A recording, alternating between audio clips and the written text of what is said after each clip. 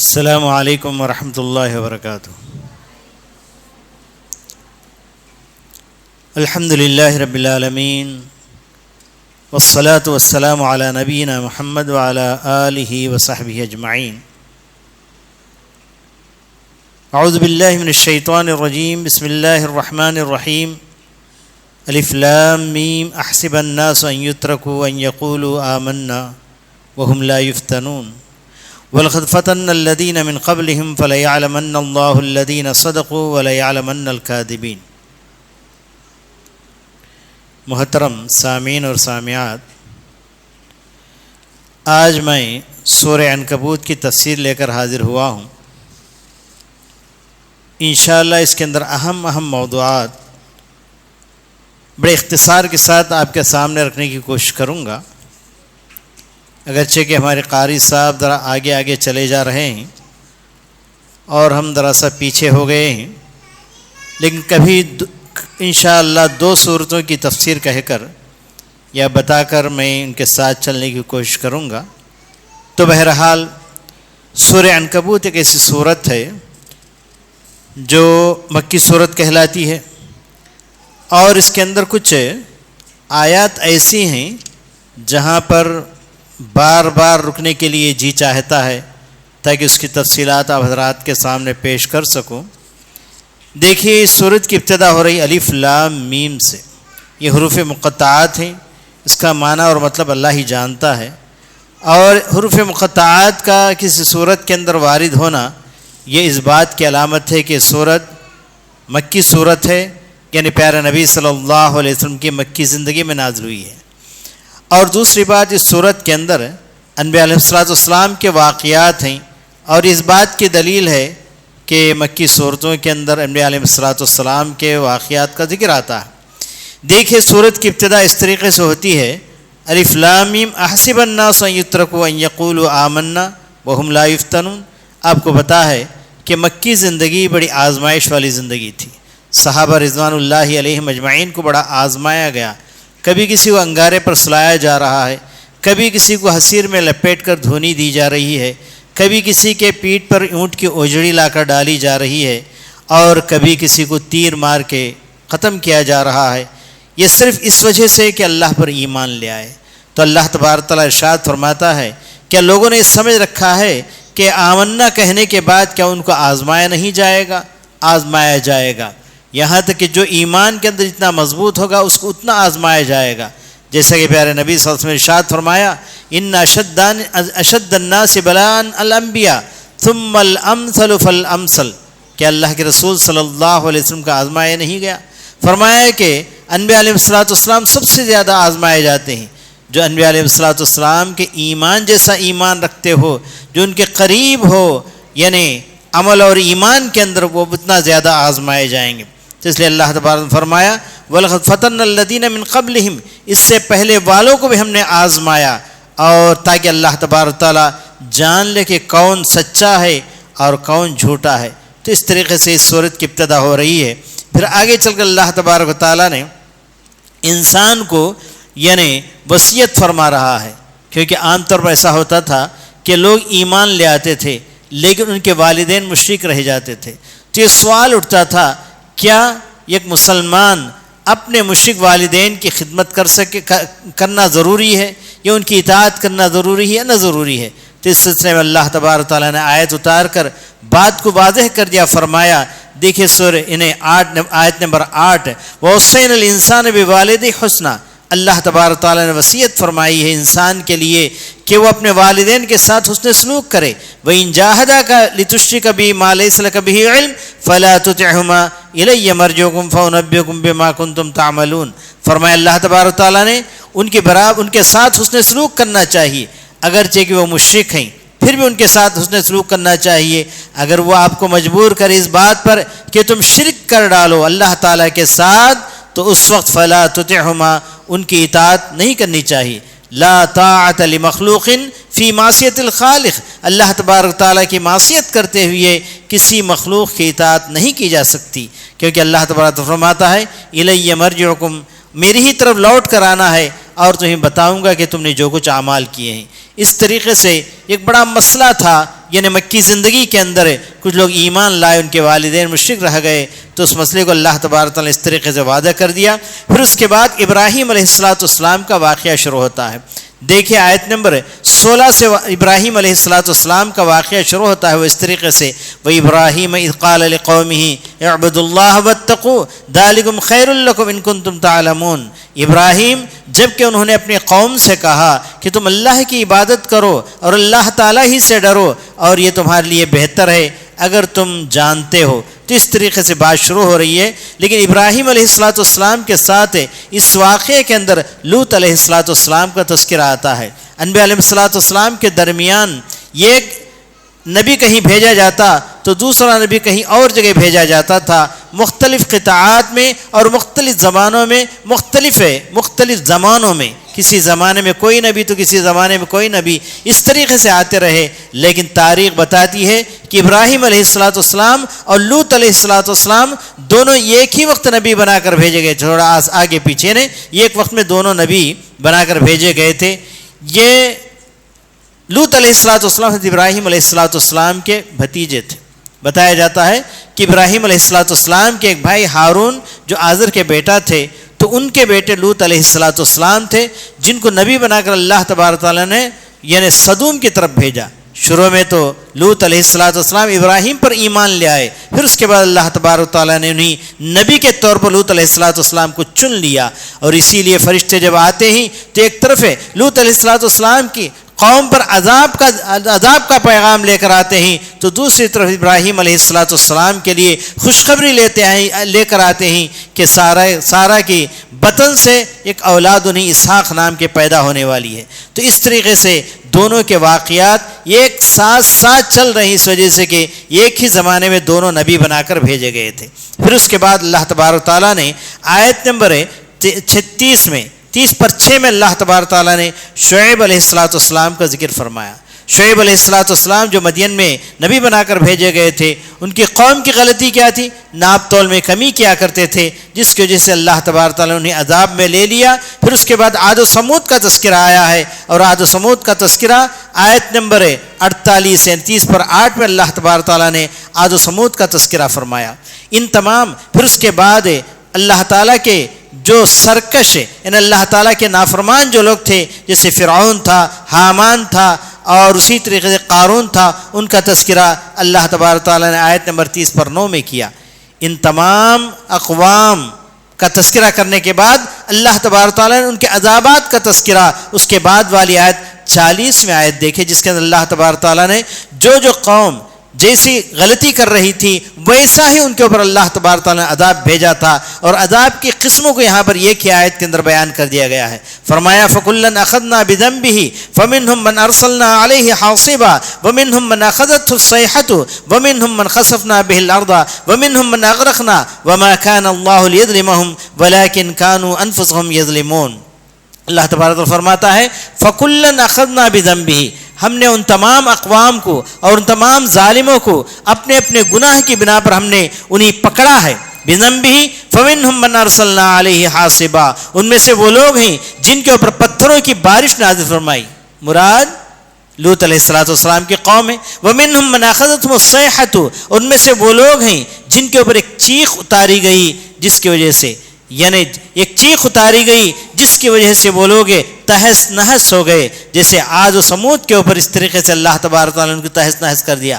وَمِنْهُمْ مَنْ خَسَفْنَا بِهِ الْأَرْضَ، ان میں سے وہ لوگ ہیں جن کو زمین میں دھسا دیا گیا، قارون اپنے خزانے کے ساتھ زمین میں دھسا دیا گیا۔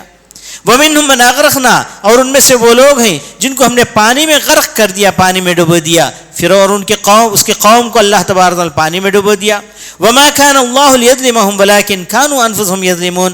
آخر میں اللہ تبارک نے ارشاد فرمایا ان لوگوں پر اللہ تبارک تعالیٰ نے ظلم نہیں کیا، وہ لوگ خود ظالم تھے۔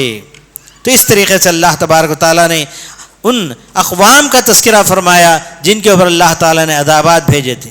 اس کے بعد اللہ تبارک تعالیٰ نے ان کے ایمان کا تذکرہ فرما رہا ہے، یعنی وہ لوگ باطل معبودوں پر جو ایمان رکھتے تھے اس کی حالت بیان کرتے اللہ تبارک نے فرمایا مثل الذین اتخذوا من دون اللہ اولیاء کمثل العنکبوت اتخذت بیتا وان اوہن البیوت لبیت العنکبوت لو کانوا یعلمون۔ اللہ تعالیٰ نے فرمایا کہ وہ لوگ جو اللہ کو چھوڑ کر غیروں کو اپنا معبود بناتے ہیں ان کی حالت ایسی ہے کہ اللہ تعالیٰ کی جو مضبوط عروہ یعنی کیا ہے، یعنی اللہ تبارک و تعالیٰ کا جو تعلق ہے وہ زبردست مضبوط تعلق ہے، العروۃ الوثقی کہا گیا ہے، مضبوط کڑی ہے۔ اس کو چھوڑ کر جو باطل معبودوں پر جو لوگ ایمان لاتے ہیں ان کی حالت کیسی ہے؟ مکڑی کے جالے کے مانند ہے۔ فرمایا مثل الذین، ان لوگوں کی مثال جنہوں نے اللہ کو چھوڑ کر دوسروں کو اولیاء مان لیا ہے، کمثل العنکبوت، مثال مکڑی کے مانند ہے، اتخذت بیتا، اس نے اپنا گھر بنایا، وَإِنَّ أَوْهَنَ الْبُيُوتِ لَبَيْتُ الْعَنْكَبُوتِ، اور دنیا کے اندر سب سے کمزور ترین اگر کسی کا گھر ہے تو مکڑی کا گھر ہے، لَوْ كَانُوا يَعْلَمُونَ، اگر وہ جانتے ہو۔ تو اس طریقے سے اللہ تبارک تعالیٰ نے ان کے ان تعلقات کو اللہ تعالیٰ دنیا کا سب سے کمزور ترین ذریعہ قرار دیا ہے۔ تو اس لیے مشرکین کو چاہیے کہ اپنے شرک سے باز آئیں اور اللہ تبارک تعالیٰ پر ایمان لے آئیں۔ پھر اس کے بعد اللہ تبارک تعالیٰ آگے چل کر آیت نمبر یعنی 40/5 میں اللہ تعالیٰ نے فرمایا یعنی نماز کا تذکرہ فرمایا ہے، اور نماز کا مقصد تنہا عن الفحشاء والمنکر، نماز کا مقصد بیان کرتے ہوئے اللہ تعالیٰ نے فرمایا یہاں پر کہ فحشات اور منکرات، برائیوں سے روکنے والی نماز ہے۔ اگر کوئی شخص نماز بھی پڑھ رہا ہے برائیوں کے اندر مبتلا ہے تو مطلب یہ کہ اس کی نماز اللہ تعالیٰ کے پاس قابل قبول نہیں ہے، قابل قبول نہیں۔ اگر اللہ تعالیٰ کے پاس قابل قبول ہوتی اس کے نتائج اس کے سامنے نظر آتے۔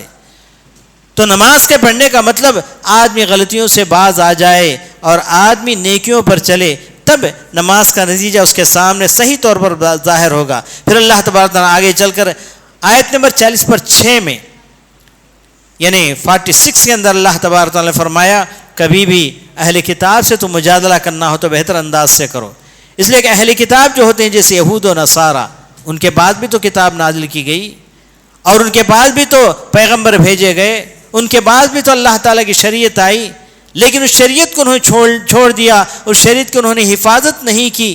تو اللہ تبارک و تعالیٰ ایسے لوگوں کے بارے میں اللہ تعالیٰ فرماتا ہے وَلَا تُجَادِلُوا أَهْلَ الْكِتَابِ إِلَّا بِالَّتِي هِيَ أَحْسَنُ، جب اہل کتاب سے مجادلہ کرنا ہے، مناظرہ کرنا ہے، ان سے ڈیبیٹ کرنا ہے تو بہترین انداز سے کرو، اس لیے کہ وہ اس بات کے زیادہ قریب ہیں کہ وہ اللہ پر ایمان لے آئے۔ بلکہ اللہ کے رسول صلی اللہ علیہ وسلم نے اس بات کا اعلان کیا کہ جو شخص سے پہلی کتاب پر ایمان لانے کے بعد میں قرآن پر ایمان لاتا ہے، اس سے پہلے کہ پیغمبر ایمان لانے کے بعد میں محمد صلی اللہ علیہ وسلم پر ایمان لے آتا ہے تو اللہ تعالیٰ اس کو ڈبل اجر دے گا۔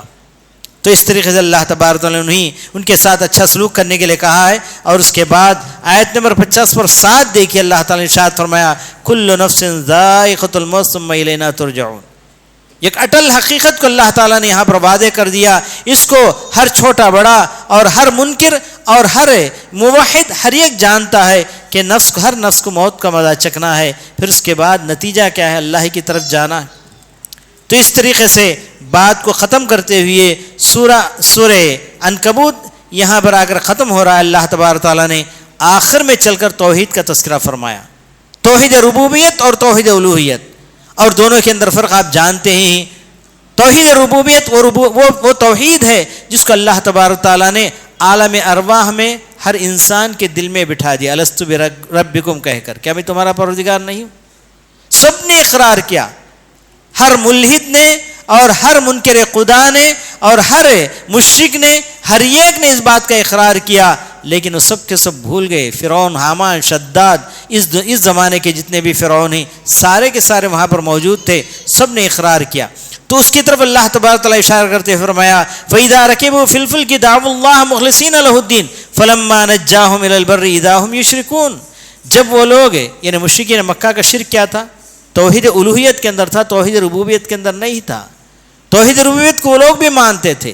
جب وہ لوگ کشتی پر سوار ہوتے اور اس وقت کشتی ڈگمگانے لگتی، کسی طوفان کے شکار ہو جاتے تو اپنے ایمان کو، اپنے دین کو اللہ کے لیے خالص کر کے اللہ تبارک تعالیٰ کو پکارتے تھے۔ فرمایا جب وہ لوگ کشتی پر سوار ہوتے ہیں اللہ تعالیٰ کو، اپنے دین کو اللہ تعالیٰ کے لیے خالص کرتے ہوئے پکارتے ہیں، فَلَمَّا نَجَّاهُمْ إِلَى الْبَرِّ إِذَا هُمْ يُشْرِكُونَ، جب انہیں یعنی زمین پر لایا جاتا نجات دے کر تو وہ پھر شرک کرنے لگتے ہیں۔ تو اس طریقے سے ان لوگوں کے شرک کو بتایا گیا۔ چنانچہ روایتوں کے اندر آتا ہے کہ جس وقت مکہ فتح ہوا، جس وقت مکہ فتح ہوا، کچھ کفار کے بارے میں، جو کفاروں کے سرغنے تھے، ان کے بارے میں اللہ کے رسول صلی اللہ علیہ وسلم نے اعلان کر دیا تھا کہ یہ لوگ جہاں کہیں بھی ملے ان کو ختم کر دینا۔ ان میں سے اکرمہ بن ابی جہل بھی تھا، ابو جہل کا بیٹا اکرمہ، اس پر بھی یہ وارنٹ جاری ہوا، تو وہ وہاں سے نکل بھاگا تھا، جدہ کے راستے سے کشتی پر چڑھ کر کسی اور ملک جانا چاہ رہا تھا، لیکن وہاں راستے میں طوفان شروع ہو گیا۔ تو جو کشتی چلانے والا تھا اس نے کہا کہ اب تم تمام معبودوں کو چھوڑ کر خالص اس پروردگار کو بلاؤ جو ابھی تمہیں نجات دینے والا ہے، یعنی اللہ کو بلاؤ۔ تو اس وقت ان لوگوں کی عادت تھی ہی، چنانچہ اس وقت اکرمہ نے کہا کہ جو معبود برحق یہاں ہمیں نجات دے سکتا ہے تو وہی معبود برحق بر کے اندر یعنی زمین کے اندر بھی وہی نجات دے سکتا ہے، اس کی طرف ہی تو محمد بلا رہے ہیں۔ چلوں گا میں واپس جا کر محمد کے سامنے اپنے آپ کو پیش کروں گا اور معافی مانگوں گا، اور محمد بڑے رحم دل ہیں۔ یہ کہتے ہوئے اکرمہ واپس آئے اور اپنے بیوی کے سہارے، بیوی کے توسط سے محمد صلی اللہ علیہ وسلم تک پہنچے، اور ان کی بیوی ایمان لا چکی تھی پہلے ہی سے۔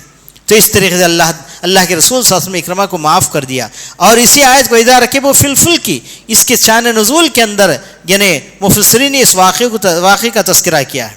فرمایا اولم یروا انا جعلنا حرما آمنا، اس کے بعد مکے والوں کو دلاسا دلاتے ہوئے، مکے والوں کو اللہ تعالیٰ کی جو رحمت ان پر ہوئی تھی اس کا تذکرہ کرتے ہوئے فرمایا ساری دنیا کے اندر لوگ اچک لیے جاتے ہیں، ساری دنیا کے اندر لوگ یعنی لوگوں کے لیے امن نہیں ہے، لیکن امن کا کوئی گھر ہے تو وہ کعبۃ اللہ ہے، ایسا گھر ہم نے تمہیں عطا کیا تھا۔ چنانچہ دور جاہلیت کے اندر بھی وہاں پر امن تھا، ایک شخص اپنے باپ کے قاتل کو دیکھ کر بھی قتل نہیں کر سکتا تھا، اس لیے کہ وہاں پر ایسا قانون نافذ تھا کہ وہ امن کی جگہ ہے جہاں پر خون خرابہ نہیں کیا جائے گا۔ دور جاہلیت سے اس گھر کی وہ لوگ عزت کیا کرتے تھے، اس کا احترام کیا کرتے تھے۔ یہ اللہ تبارک و تعالیٰ فرماتا ہے کہ اولم یرو، کیا ان لوگوں نے یہ دیکھا نہیں کہ ہم نے حرم بنایا، امن والی جگہ بنایا، وہی تو خطف الناس من حولہم، ان کے اطراف لوگ اچک لیے جاتے تھے، کوئی امن نہیں تھا۔ وبالباطل یؤمنون وبنعمت اللہ یکفرون، تو تم اتنا سب کچھ دیکھنے کے باوجود اپنے آنکھوں سے امن کے جگہ تمہیں رکھنے کے باوجود اللہ تبارک و تعالیٰ کیا تم باطل پر ایمان لاتے ہو؟ کیا اللہ تبارک و تعالیٰ کا تم انکار کرتے ہو؟ اللہ تعالیٰ ایک سوال ان کے سامنے رکھ رہا ہے۔ اور آخر میں والذین جاہدوا فینا لنہدینہم سبلنا وان اللہ لمع المحسنین، یہ آیت نمبر 60 آخری آیت ہے۔ اس کے اندر اللہ تبارک نے ارشاد فرمایا وہ لوگ جو ہمارے راستے میں محنت کرتے ہیں، ہمارے راستے میں کوشش کرتے ہیں، ان کے لیے ہم راستے کھول دیتے ہیں، چنانچہ مفسرین نے یہاں پر ایک بات پتے کی بات یہ لکھی ہے والذین جاہدوا فینا لنہدینہم سبلنا، وہ لوگ جو ہمارے راستے، جہاد کے معنی ہی افراغ الطاقہ، اپنی پوری طاقت کو اللہ کی اطاعت کے اندر لگا دینا، اس کا نام جہاد ہے، اپنی پوری طاقت کو لگا دینا۔ اچھا، جب پوری طاقت کو آپ لگا رہے ہیں تو پہلے سے آپ ایمان والے ہیں، پہلے سے سیدھے راستے پر ہیں، پھر اس کے بعد اللہ تعالیٰ کہتے ہیں لنہدینہم سبلنا، کیا بات ہے؟ یعنی اللہ تعالیٰ حق بتایا ہے، اور حق کے جو جزیات ہوتے ہیں، حق کے جتنے بھی شعبجات ہوتے ہیں، حق کے جتنے بھی چھوٹے چھوٹے راستے جو ہوتے ہیں، ان تمام کے اندر اللہ تبارک رہنمائی کرتا ہے۔ کیا مطلب؟ قرآن حدیث انہیں سمجھا دیتا ہے جو لوگ کوشش کرتے ہیں۔ تو جو لوگ قرآن حدیث کو سیکھنے میں محنت کرتے ہیں اور دین کو معلوم کرنے میں محنت کرتے ہیں، ان کو اللہ تبارک تعالیٰ برابر سکھاتا ہے۔ ہر مومن بندے کو چاہیے کہ لپک کر آئے، اللہ کے دین کی طرف آئے، اللہ کی کتاب کی طرف آئے، پیارے نبی کی سنتوں کی طرف آئے، اور دین کو اپنا اوڑھنا بچھونا بنائے۔ تو ایسے لوگوں کے لیے اللہ تبارک تعالیٰ راستے کھول دیتا ہے۔ راستے صرف دنیا ہی کے نہیں، آخرت کے بھی راستے کھول دیتا ہے۔ دنیا و آخرت دونوں میں وہ لوگ سرفراز ہوتے ہیں۔ اللہ تعالیٰ ہمیں بھی ایسے لوگوں میں شامل فرما لے، اور جو کچھ ہم پڑھا رہے ہیں ان تمام چیزوں کو اللہ تبارک تعالیٰ ہمارے میزان حسنات میں ان تمام کو جگہ دے، اور ہمیں یہ رمضان کا مہینہ جو چل رہا ہے اس کے اندر قرآن مجید کو سننے، قرآن مجید کو پڑھنے، قرآن مجید کو سیکھنے، قرآن مجید کو سمجھنے، قرآن مجید پر عمل کرنے کی اللہ تعالیٰ توفیق ہمیں مرحمت فرمائے۔ ربنا تقبل منا انک انت السمیع العلیم وتب علینا انک انت التواب الرحیم، وآخر دعوانا الحمد للہ رب العالمین۔